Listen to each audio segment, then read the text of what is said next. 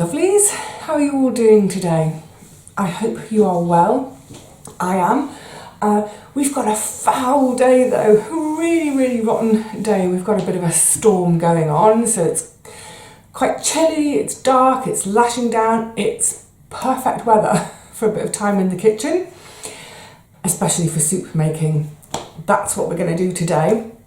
And I'm going to be using a veg I haven't used in ages, absolutely ages.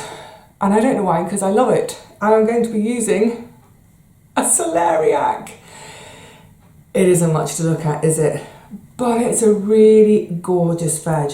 So I know there's probably quite a few of you who've never used celeriac before, so I thought I'd just tell you quickly a little bit about it. This is its growing position, so on the bottom you can see, oh, gnarly roots, looks like a brain. Leaf from the top. It's from the same family as celery, hence the name celeriac, celery-ish, celeriac. So yeah, the same family as celery and parsley and parsnips, all in the same family as carrots. And that actually tells you a little bit about its flavour too. It's got that mild kind of celery-ish flavour. It's so good. Treat it, one of my favourite ways to have it, but it's a little bit naughty, to have it as mash. So sort of equal amount of celeriac and potato, and then as I'm mashing it, to mash in a bit of really strong goat's cheese. Oh, it's gorgeous. Celeriac mash and bangers is one of the most delicious meals ever. It is truly gorgeous. So yeah, a bit of a celery-ish flavour. And just on the note, on the point of the, I'm going to put it down. In terms of its foliage, the foliage looks quite like celery. And it's edible. I've never seen it with its foliage in the shops, and I'm guessing, this makes sense, that when it's harvested, the foliage is chopped off. It's probably left on the land, hopefully, so it can go back into the land. But it's chopped off because it just wouldn't store very well. You know, this, as it is, will store quite well for a couple of weeks, maybe even longer. But obviously with those tops on, they're going to wilt and go mushy and horrible. So yeah, it's highly unlikely you'll see it on sale with the tops. But if you grow it and you get the tops, use them as you would celery in, for example, you know, in stock, making a stock, or add them to soups, stews, all the usual ways that you add celery to food. You could eat them raw. I think they're a little bit tough for raw. So yeah, cook them. Now, I have tried to grow them in the past with limited success. So they're like a well composted, they like a rich soil. So lots of well rotted farmyard muck, for instance, and they really need to be kept. That ground they're in needs to be kept moist, and I think that's been my issue over the years. The 2 or 3 times I've tried to grow them, it's been quite long, hot summers, and I just can't keep them moist enough. So in terms of growing, they sit on the ground about that, roots down, so most of it, well, all of it really is above the ground. So they want that moist ground in the same way that celery do. Celery, they're all related to a bog plant. So yeah, when I've grown them, they've only ended up about tennis ball size, and you can see from the skin and all that roots, we're going to be skinning quite a lot of this off, peeling quite a lot off. So my tennis ball ones ended up like ping pong balls. Gorgeous and tasty, but just not enough. So yeah, I mean, have a go at growing them, but it's tricky.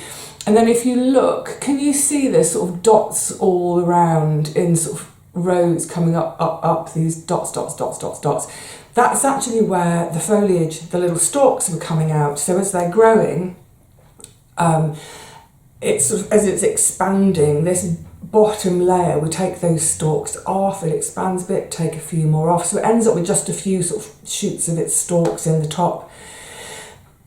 Yes, gorgeous celeriac. I don't want it to roll off. A tricky one to grow, but if you can get it to grow, great, because then you'll also get all the lovely greenery to play with in the kitchen too. In terms of harvesting, it's about sort of September-ish through till March. So now it's a winter veg, so they should be in your shops now if your shops stock them. Not all do. I was amazed. Now, I'd seen them at my local greengrocer already, so I knew I could get one. But then I was in Lidl, and Lidl had them. I don't think I've ever seen them in Lidl before. £1.49 a kilo, so it's not a cheap veg. So this one is a bit over half a kilo. So this was about, what was it, 82 pence, if I remember correctly. So not the cheapest veg. And bear in mind as well, when we peel it, we're going to lose quite a few grams. But I think just as an occasional treat. Also of note, I didn't know this, a friend told me that in terms of carbohydrates, they're lower than potatoes. So if you want a mash with something and you're watching carbs, then celeriac mash, lower. In terms of vitamins, B6 and K, vitamin K, it's got good quantities in, and it's one of those vitamins. Can't wait to start. It's one of those vitamins, vitamin K. Just be mindful if you're using blood thinning drugs such as warfarin. You don't want to eat it in excess. Now, I don't know what in excess would be, so I think it's one of those things. If you like foods, all these groups of foods which do have good levels of vitamin K, it also has good levels of vitamin C and all sorts of other phytonutrients. But with the K, it might be worth. This is certainly what I would do if I was put onto warfarin or one of those other types of drugs. I would ask my doctor how many milligrams or grams of vitamin K from foods would I be allowed either daily or weekly that would be okay for me to eat and not interfere with the work that the warfarin is doing, because I still want to be able to eat these foods and I don't want to guess that sort of thing. So that's just a little heads up for any of those of you who are on those kind of drugs. Check with all your ingredients, what's the level of vitamin K in this? So in terms of if I'm eating 100 grams of it, how much vitamin K is in that? Talk to your doctor. It might be that you have to talk to a specialist nutritionist, but that's certainly what I would do if that was my job. Anyway, right, let's get on. So, and the other thing, I'll show you the ingredients in a sec. This is kind of, I forgot to mention this, when was it? The video but one ago, when I was talking about my thoughts on shopping and how I'm going to hopefully change my shopping once I've moved, but only once I've moved, when I know where I'm at financially with the move. One of the things, of course, I forgot to mention is that as part of that picture, another thing for me is wanting to get as much of my shopping as possible packaging free. I don't mind paper, I don't mind tin, I don't mind glass, I can recycle them. Even better if there's no packaging at all, because obviously recycling is a process as well. So what delights me today is all of my ingredients today are completely packaging free. So let's have a look. And as always, with one of my recipes, it's dead simple ingredients and it's a dead simple recipe, and I want to get on with it. So come on. I hope you can hear me over some of this howling wind. It really is howling. Okay, so as mentioned, that's my celeriac, and it was just over half a kilo. It's about 600 grams, but that's going to shrink. I don't know how many grams it will be. Maybe I should measure it once I've peeled it. An onion, a spud, a clove of garlic. I actually need to get some more garlic. If I had more garlic, I'd probably put 2 or 3 in because I love my garlic. And a leek. Now, you don't have to use a leek, but I had this left over from, I was making leek and potato soup recently, I just grabbed 4, and by the time I'd chopped 3 leeks, I thought, no, that was plenty for my leek and potato. So this one was spare, so it's going in here. Another little bit of flavour, yay. And then some stock. I will make up a litre of stock. Oh, and I will do it in olive oil, either olive oil or butter, whatever your preference is for sautéing. That's it. So let's crack on and get this soup underway. Just started to get some oil warm. Oh, that's not too warm, it might spit. I have chopped my leeks, onion, this is going to spit, leeks, onion and garlic.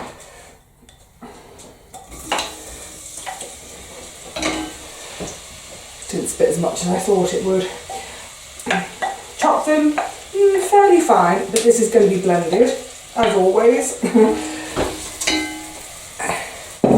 I haven't prepped my other veg yet, and I just thought I'd share this with you in terms of the ergonomics. I'm going to leave these now to just sort of sweat down, saute down for about 8 to 10 minutes. Take a look at the clock.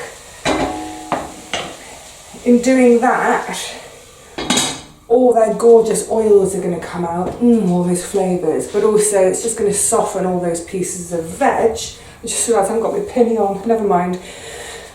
So 8 to 10 minutes, great. That's going to give me time to tackle this beastie. Rather than doing all my prep first and then have a 10-minute gap now, I'm thinking, what am I going to do with my 10 minutes? The first thing I'm going to do, it's a bit hard to show, so I'm just going to explain, is where the roots are there, I am going to slice it across the bottom, get as much of that root off as I can in one go. But also by slicing the bottom, what I'm going to do is give myself a flat surface, a flat stable surface with this, and then I can start peeling down all the rest of it. You know what? Yeah, it is a bit of a faff getting celeriac prepped, but I hope you'll give it a go and you'll think like me that it is well worth it. So yeah, get my celeriac prepped, chop up my spud. I'll get the kettle on to make up a pint of stock, dried stock. That'll have its 8 to 10 minutes or so, by which time all of this will be prepped. Chuck it in along with the stock. Okay, join me when I'm ready to do that bit. Got to tackle my veg brain first. Veg brain. Do you know what? That is about the size. I'm trying to get, that is the size of my brain. I've got a vegetable brain. I thought I'd try and give you a celeriac eye view. So that was the bottom. So I've just cut it off. There we go. So this will need a bit of finessing around the bottom, obviously. But you can see now, with the bottom off, I've given myself a really solid surface. So I can just... Big knife, small knife, it doesn't really matter, whichever you're comfortable with. Just to sort of skate over the surface and get the gnarliest of the skin off.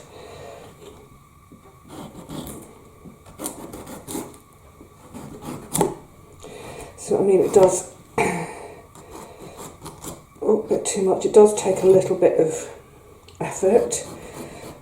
And the smell there is gorgeous.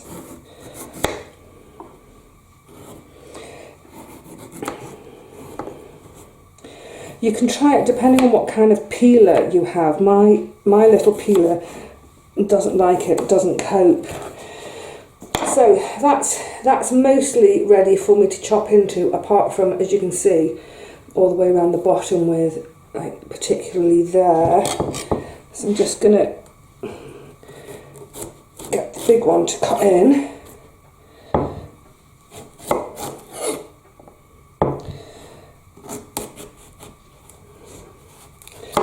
I'm trying to do it in a way, sorry that's in the way, to give you a clue.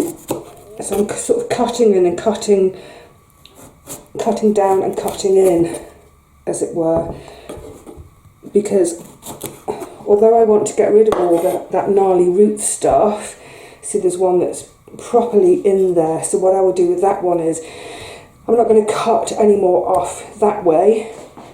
I will cut this chunk and then cut it in half right where that bit of gnarly root is, and then I can just shave it off the side of whatever chunk I come up with. But that, oh, one tiny bit there. That's great. That's now ready for me to chunk down into bite-sized pieces. And I haven't, obviously there's the great big wodge from the foot, but most of these peelings, I don't know if you get a sense of it, they're actually really quite fine. You know, they're quite thin, so I'm not losing too much of my veg, but I'm getting rid of all of this gnarly stuff. Right, chopping time. Absolutely bang on 10 minutes. Perfect timing. So my beautiful onions, leeks and garlic have sweated down, getting that translucency. Let's do the chef talk. The smell is gorgeous already, and there's the bright green, oh, it's gorgeous. So they've had their 10 minutes, and it's pretty much taken me that full 10 minutes to prep my potato and my celeriac. Potato, skin on, all that lovely nutrition that's just under the surface of the skin. We don't want to lose it. I try not to skin peel, whatever. I try not to skin veg if I can help it. Just give them a little bit of a stir in those gorgeous oils. Stock in, a litre of stock.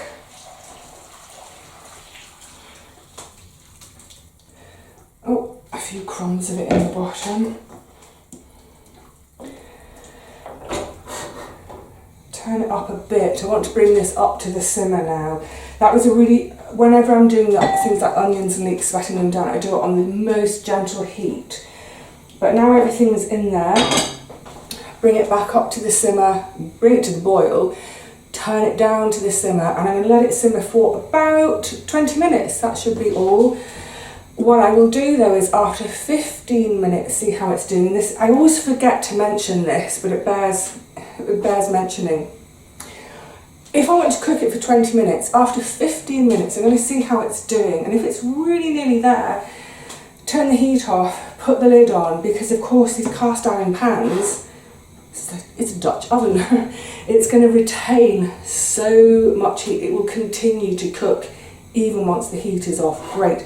So it's like I always say, these cast iron pans are a huge investment. I mean, they are expensive, especially the branded ones. They're an investment, but in the long run, literally every single meal I cook, I'm knocking 5 minutes off. Sometimes if it's going to be on the stove for an hour, I'm knocking 10, 15 minutes off. So they're well worth it. Right, that will do its thing, and I'll get it, once it's done, give it a moment to cool, then get it blended, and then show it to you and share some with you. I wish you could actually be in my kitchen with me right now to share it. But anyway, join me in a few minutes. Oh, it's so thick and yummunctious. I hope you can get a sense of how thick it is. I've blended it, but every now and again, not all, with some of the blends, what I'm trying to say is I sort of pulse it a bit so it's not completely blended down, but oh my goodness, this is rib sticking soup. Right, let's give it a go, and I also measured it in terms of weight, so I can tell you that too. Let's have a sit and a scoff. The best bit. I did let it cool a bit before blending it, but it's still plenty warm to eat. Oh, and also I always forget this bit. Please season to your taste. Don't write in telling me you didn't add salt.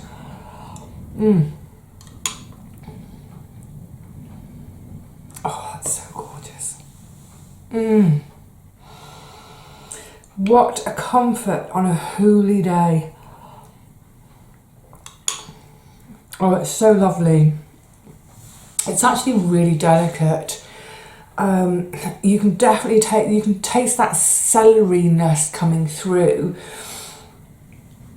but it's so gorgeous and thick and yummy. Oh, I could just want to eat this whole bowl. That's plenty for, I think I'm going to get 5 portions out of it. Well, definitely 4 big portions because I've nicked this one. Sorry, how rude when you can't have it. I will finish that in a minute. I'll rewarm it. Really simple recipe. Like, what do we have? A garlic, an onion, a leek, a celeriac, a spud. 5 ingredients, 5 veggies. Jam pack those veggies in. Yum, yum, yum. I reckon that'll count as 2 of my 10 a day in terms of veg, in terms of portions of veg, but in terms of thinking across the week, 30 different veg. What a great way to get a different veg in, the celeriac. And I hope just showing peeling, that's helped folk in terms of how on earth do you tackle this veg. The main thing is it's that rooty bit, chop off its bottom, chop its bum off, and then you've got a nice solid, you know, sort of flat base so you can grip it. And anyway, you saw what I did. What a gorgeous veg. Of course, there are all sorts of ways to use it. I mentioned mash earlier, especially with that naughty bit of goat's cheese, but you can roast it in the oven, like you almost treat it like potatoes. So imagine cubing it up, you know, chunky-ish cube. I'm not talking teeny tiny like crouton cubes.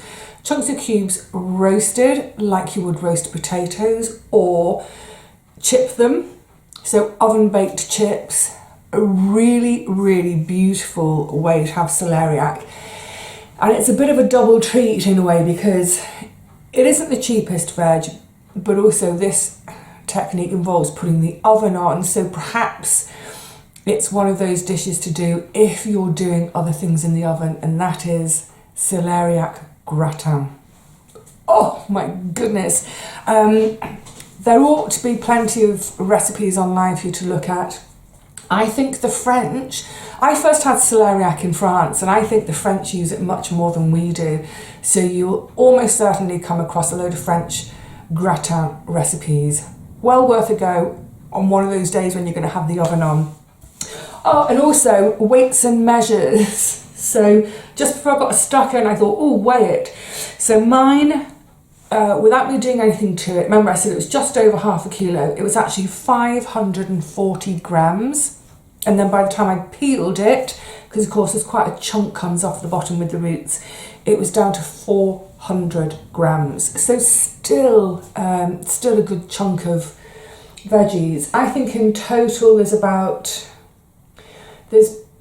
got to be about 750, 800 grams of veggies in that soup. Brilliant. All right, my lovelies. I just salivated again. It is beautiful. It's, like I said, it's a very delicate flavour, really gorgeous. And I know, because I've had it this way before, this goes really beautifully with goat's cheese or blue cheeses. So if you were going to have a light lunch, or no, for me a light lunch, I just have the bowl of soup. But if you were wanting to make it a bit more of a lunch, perhaps with it you could have some crackers and a blue cheese. Oh my goodness, that would be gorgeous. Salivating like mad now. Right, that's enough. I hope you've enjoyed that recipe today, and for any of those of you who've been afraid to buy celeriac because you thought, I don't know what to do with it and I don't know how to prep it, I hope that's giving you the confidence to have a go yourself with a really beautiful winter veg. It ought to be commonplace, but you might have to hunt around a little bit to find one. Hopefully you'll find that all your shops have got it. Give it a go. All right, lovelies, until the next one, what are we doing next? I know what's coming next. I will see you very soon for the next one, and I know that it's one that a lot of you look forward to. I'm going to get emotional. Why am I getting emotional? I know that it's one that a lot of you look forward to each year. That's all I'll say. I'll see you then for that one in a few days. In the meantime, look after yourselves and happy experimenting in the kitchen with veg you may never have tried before. Give it a go.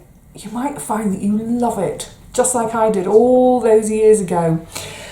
Right, that's it. Until the next one, cheerio.